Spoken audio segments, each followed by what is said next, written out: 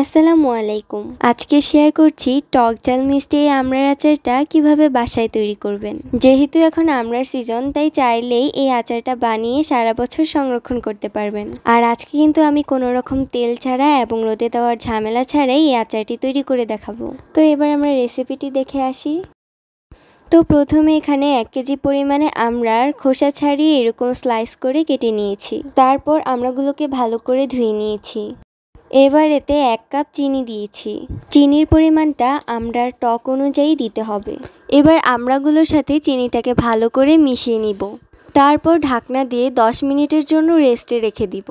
10 minute পর চিনিটা একদম গলে যাবে। এখন আমি আচারটা বানিয়ে নিব। চুলায় একটি হাঁড়ি বসিয়ে এতে আমড়াগুলো দিয়ে দিব।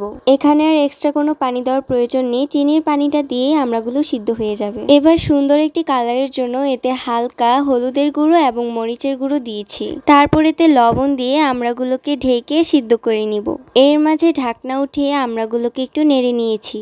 এই পর্যায়ে চুলার আঁচটা মিডিয়ামে রেখে আমড়াগুলোকে সিদ্ধ করতে হবে। আমড়াগুলো সিদ্ধ হওয়ার পর এতে দিয়েছি 1 চামচ পাঁচফোড়ন। তারপর এতে দিয়েছি 1 চামচ জিরার গুঁড়ো এবং 1 চামচ শুকনো মরিচের গুঁড়ো। মরিচের পরিমাণটা চাইলে আপনারা আরও বাড়িয়ে কমিয়েও দিতে পারেন। এবার সবগুলো উপকরণ ভালো করে মিশিয়ে আমড়াগুলোকে একদম শুকিয়ে নিব। এরকম পর্যায়ে আমি আমড়াগুলোকে চুলা থেকে নামিয়ে ঠান্ডা করে নিব।